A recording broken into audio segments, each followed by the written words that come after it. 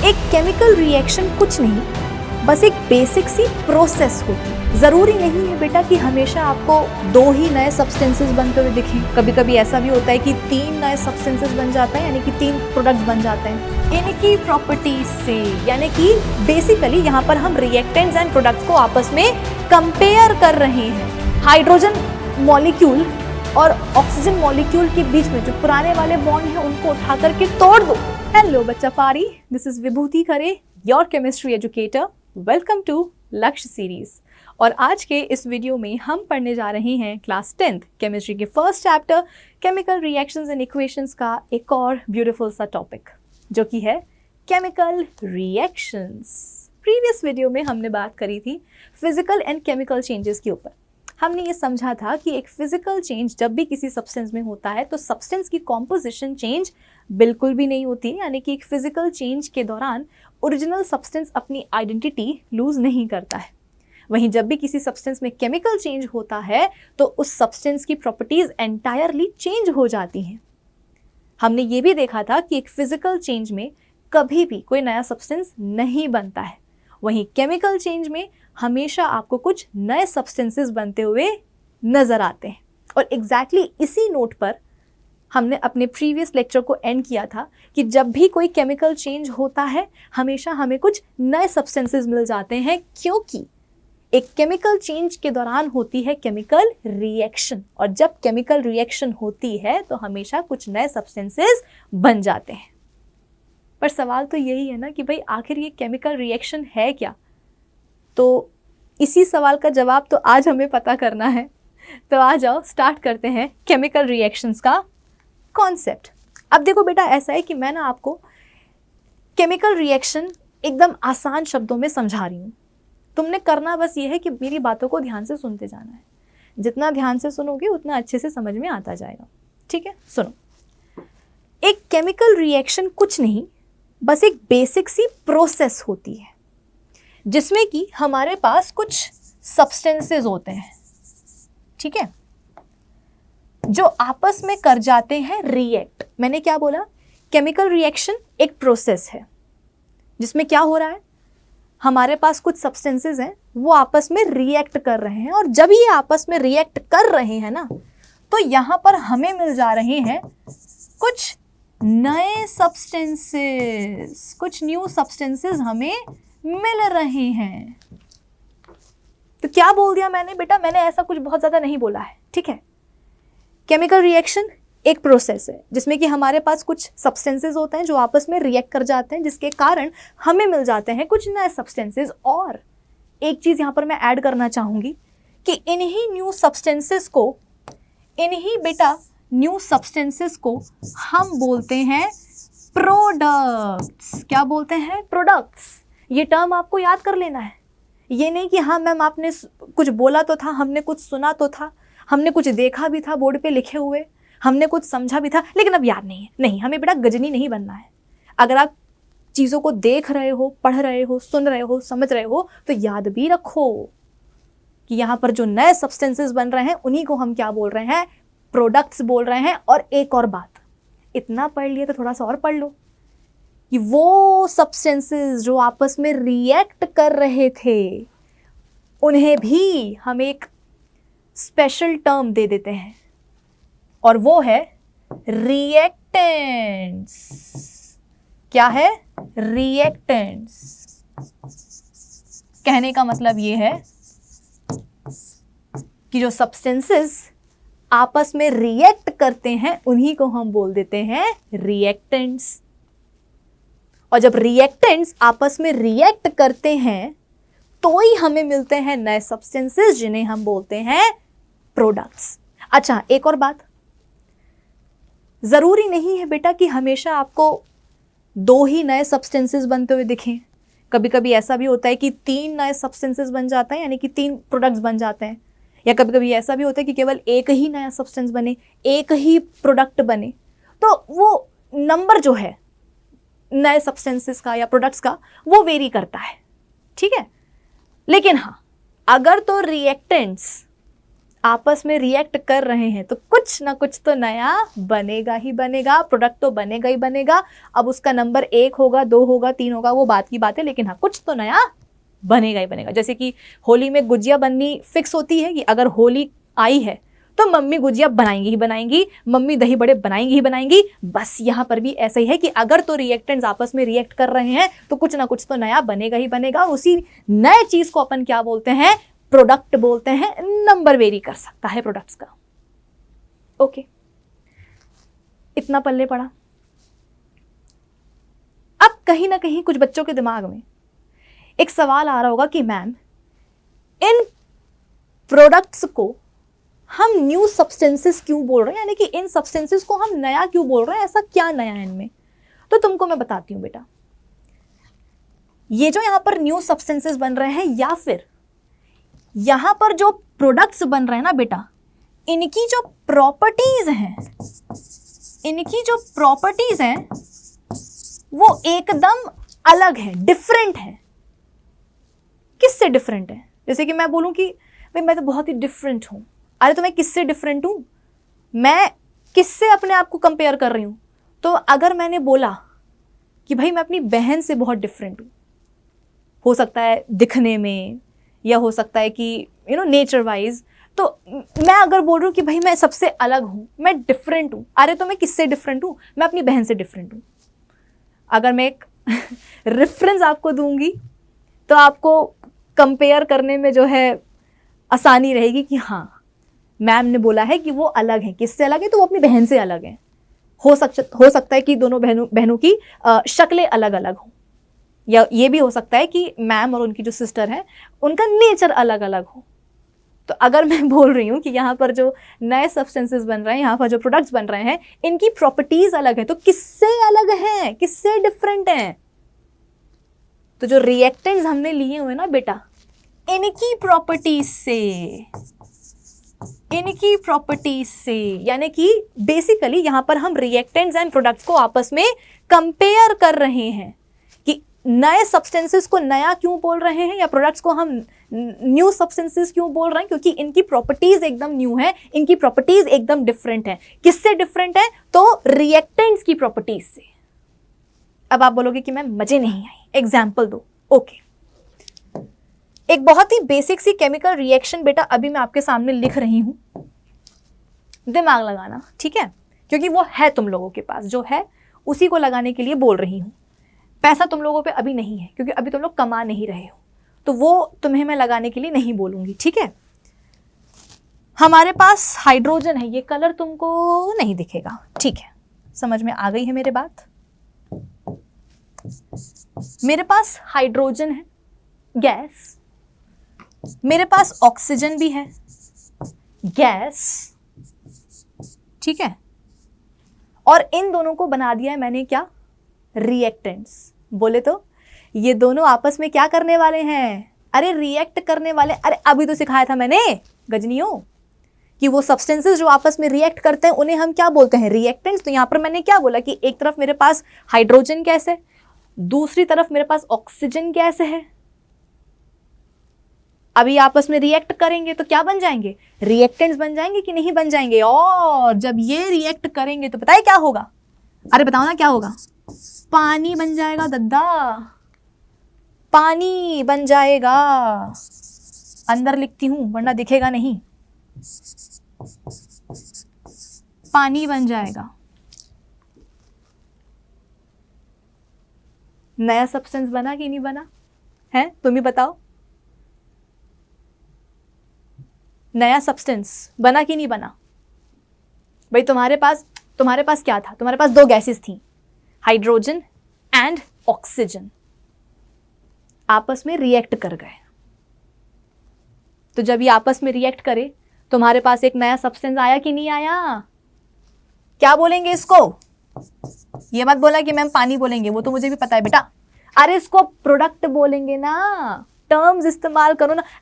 दो ही तो अभी तक तुम्हें मैंने टर्म्स पढ़ाए हैं, एक रिएक्टेंट्स और दूसरा प्रोडक्ट, तो यूज करो ना। कब यूज करोगे? हैं कब यूज करोगे? अपनी शादी में? नहीं, अभी यूज करो। तो यहां पर हमारे पास आ गया है क्या बेटा? प्रोडक्ट। ठीक है ना। रिएक्टेंट्स ने, यहाँ पे मैं ये भी लिख देती हूँ कि ये रिएक्टेंट्स हैं, रिएक्ट कर गए, बन गया प्रोडक्ट। अब सवाल क्या था कि इसको हम नया सब्सटेंस क्यों बोल रहे हैं। तुमको मैंने क्या समझाया कि जो प्रोडक्ट हमें मिलता है, जो नए सब्सटेंसेस या जो प्रोडक्ट हमें मिलते हैं, चाहे एक मिल रहा है चाहे दो मिल रहे, जितने भी मिल रहे हो, उनकी जो प्रॉपर्टीज होती हैं वो एंटायरली डिफरेंट होती हैं रिएक्टेंट्स की प्रॉपर्टीज से। ये बात तुमको मैं अभी प्रूव करके बताती हूँ। मान लो कि भगवान ना करे, मान लो कि तुम्हारे घर के आगे पीछे कहीं आसपास जो है आग लग जाए। मतलब हम ये मतलब एग्जाम्पल ले लो, अच्छा तो नहीं है पर कभी कभी लेना पड़ता है, ठीक है। तो तुम क्या करोगे, तुम जाकर के उसके ऊपर पानी डालोगे ना, तब तो वो आग बुझेगी। इसका मतलब क्या, सबको ये बात पता है, बच्चों को ये बात पता है कि पानी से आग बुझती है, यानी कि पानी क्या करता है, एक्सटिंग्विश करता है ना, आग को बुझाता है पानी।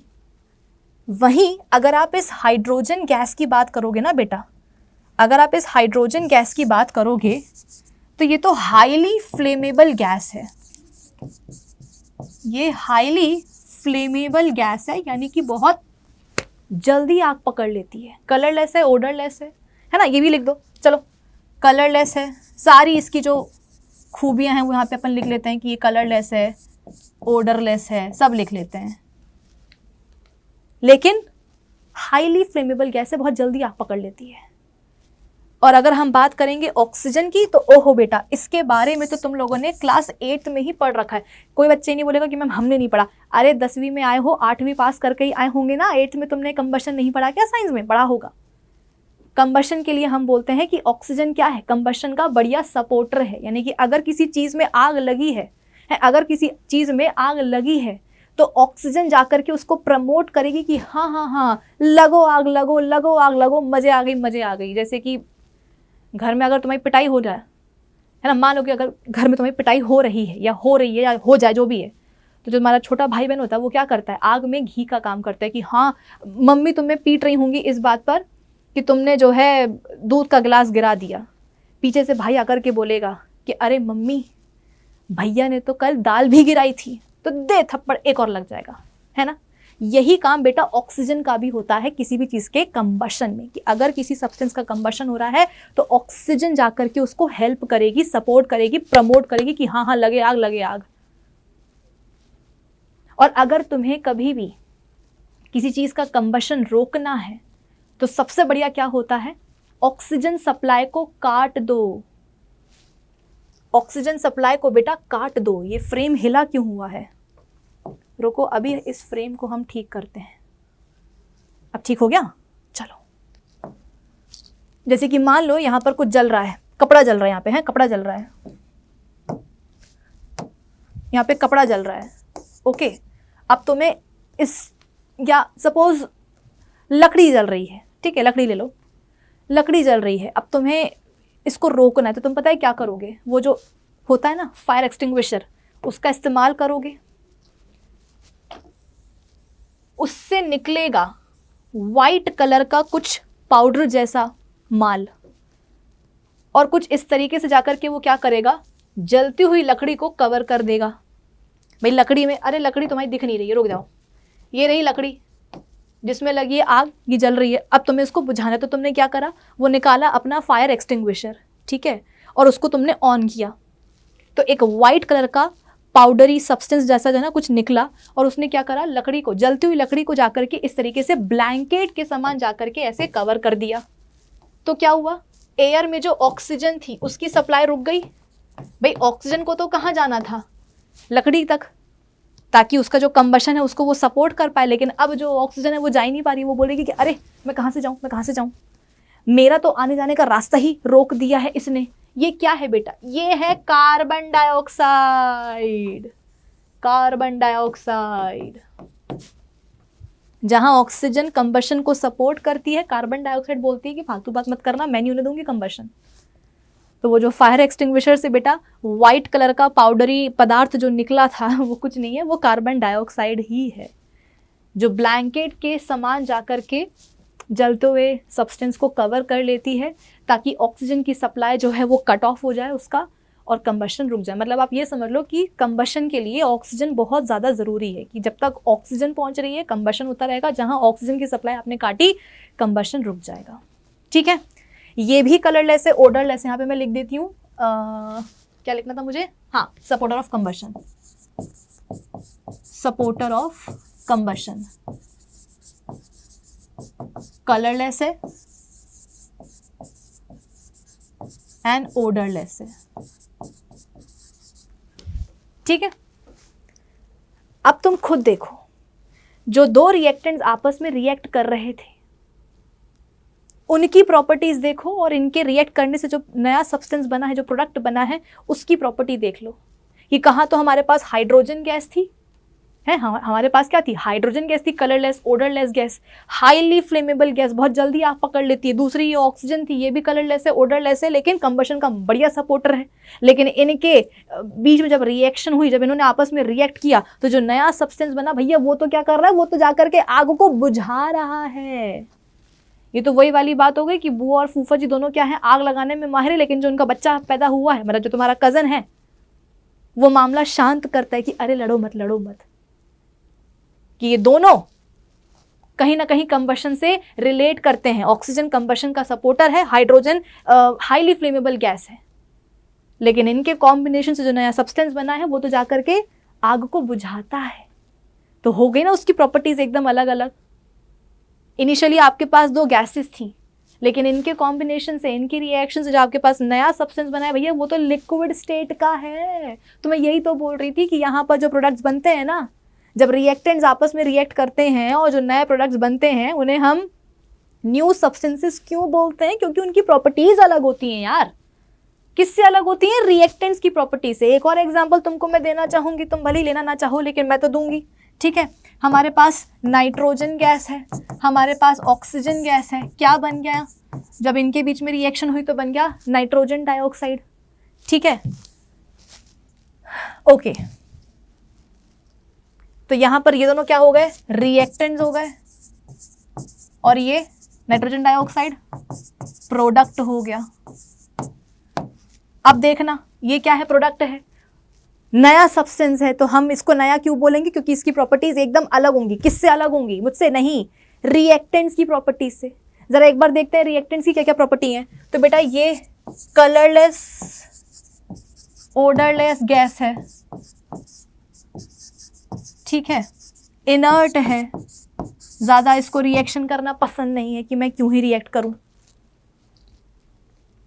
ठीक है, ऑक्सीजन की अगर बात करें तो ये भी कलरलेस है, ओडरलेस है,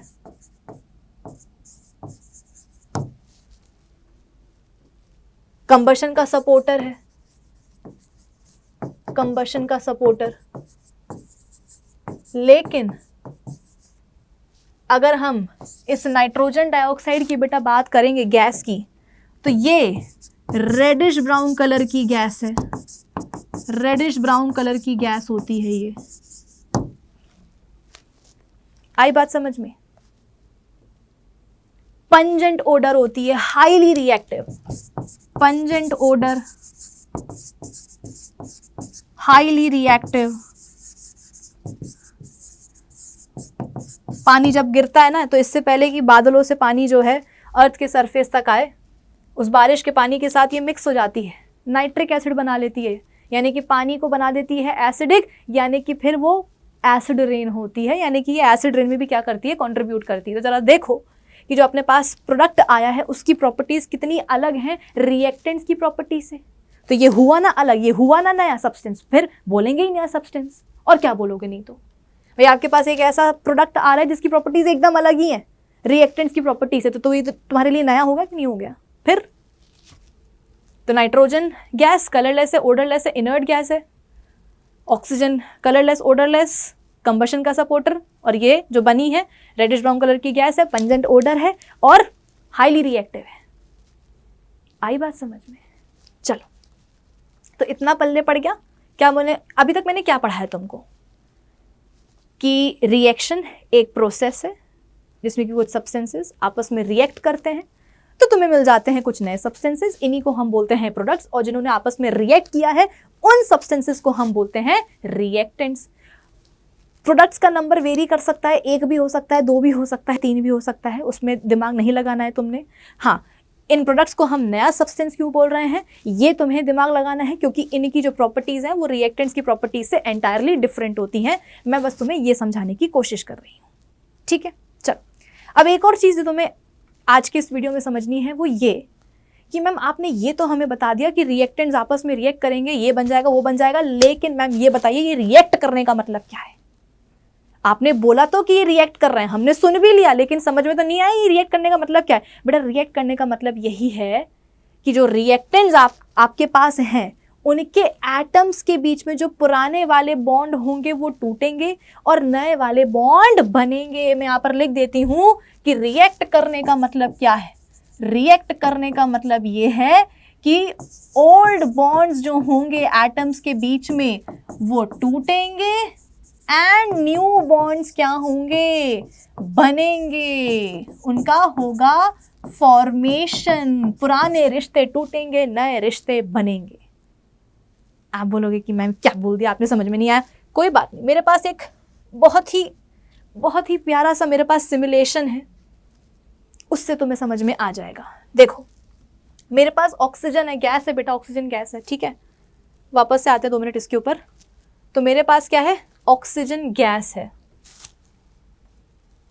ओके। तो इस गैस के एक मॉलिक्यूल में क्या है बेटा, 2 एटम्स हैं। ऑक्सीजन गैस है तो इसके एक मॉलिक्यूल में 2 एटम्स हैं, 2 एटम्स हैं जो आपस में बॉन्डेड है, मतलब कि इनके बीच में बना हुआ है बॉन्ड। सिमिलरली मेरे पास हाइड्रोजन गैस भी है और इसके भी एक मॉलिक्यूल में है हाइड्रोजन के 2 एटम्स जो कि अगेन आपस में बॉन्डेड है, मतलब कि इनके बीच में बना हुआ है बॉन्ड, ठीक है। अब पता है क्या होगा, जब ये आपस में रिएक्ट होंगे तो रिएक्ट होने का मतलब ये है कि इनके बीच में 2 हाइड्रोजन एटम्स के बीच में जो बॉन्ड बना है बेटा वो टूटेगा। जो 2 ऑक्सीजन एटम्स के बीच में बॉन्ड बना है ये भी टूटेगा और इनके बीच में फिर नए बॉन्ड बनेंगे। कैसे नए बॉन्ड बनेंगे, तो 2 हाइड्रोजन एटम्स बॉन्ड बना लेंगे एक ऑक्सीजन एटम के साथ। हाइड्रोजन के 2 एटम्स बॉन्ड बना लेंगे एक ऑक्सीजन एटम के साथ। तो मैंने क्या बोला, पुराने रिश्ते टूट रहे हैं, नए रिश्ते बन रहे हैं, पुराने बॉन्ड टूट रहे हैं, नए बॉन्ड बन रहे हैं। इसी को तो हम बोलते हैं रिएक्टेंट्स का आपस में रिएक्ट करना। कि आपके पास ये 2 गैसेस थी, ऑक्सीजन गैस के एक मॉलिक्यूल में ऑक्सीजन के 2 एटम्स, उनके बीच में बना हुआ था बॉन्ड, पुराना बॉन्ड। हाइड्रोजन गैस का एक मॉलिक्यूल, उसमें भी 2 एटम्स हैं, उसके बीच में भी क्या है, एक बॉन्ड है, पुराना वाला बॉन्ड। अब भी दोनों पुराने वाले बॉन्ड टूटेंगे। अब जब ये टूट जाएंगे तो क्या होगा, ये घूमेंगे एटम्स हैं, ये घूमेंगे एटम्स की, अरे कोई तो हमारे साथ जुड़ जाओ। तो कैसे जुड़ेंगे, ऐसे जुड़ेंगे कि ऑक्सीजन के एक एटम से जाकर के बॉन्ड बना लेंगे हाइड्रोजन के 2 एटम्स। यानी कि यहाँ पर देखो क्या हुआ है, 2 नए बॉन्ड बन गए कि नहीं बन गए, और इन 2 नए बॉन्ड के बनने से क्या हुआ है, देखो ना, पानी का मॉलिक्यूल बन गया कि नहीं बन गया, H2O मॉलिक्यूल बन गया कि नहीं बन गया।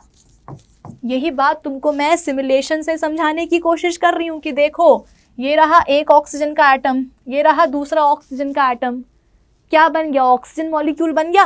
देखो इसका 3D, देखो 3D कितना सुंदर दिख रहा है, दिख रहा है, अरे दिख रहा है कि नहीं दिख रहा, दिख रहा है, ठीक है। ऐसे भी देख सकते हो, लो दिख रहा है ऑक्सीजन के 2 atoms, okay.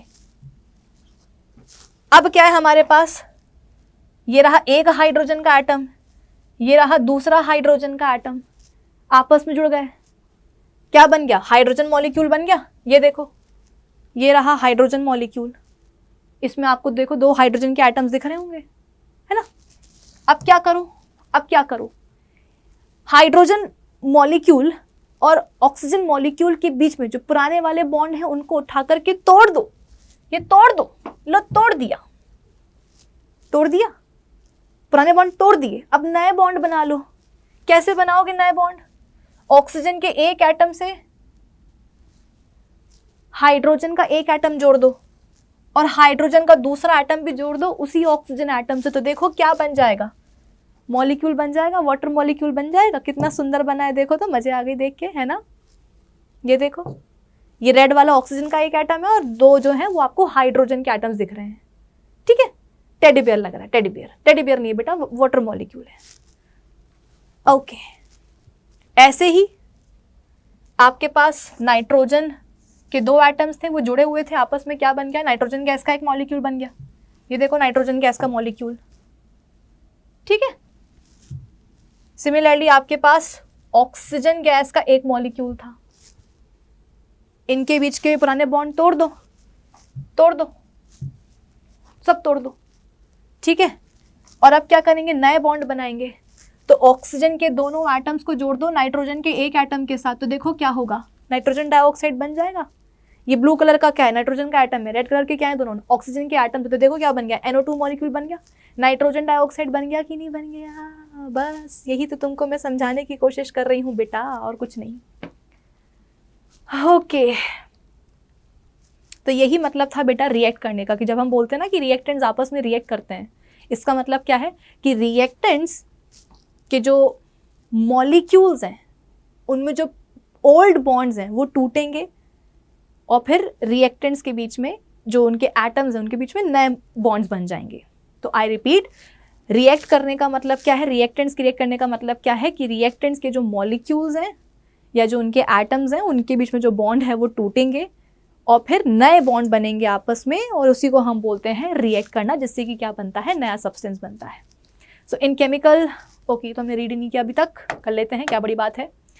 Whenever chemical change occurs, we can say that a chemical reaction has taken place. The process in which new substances with new properties are formed from one or more substances is called a chemical reaction. कि जब भी एक या एक से ज़्यादा substances से नए substances बन जाए जिनकी properties एकदम नई होती हैं, उसी process को हम बोलते हैं chemical reaction. The chemical substances taken originally which may react together are called reactants.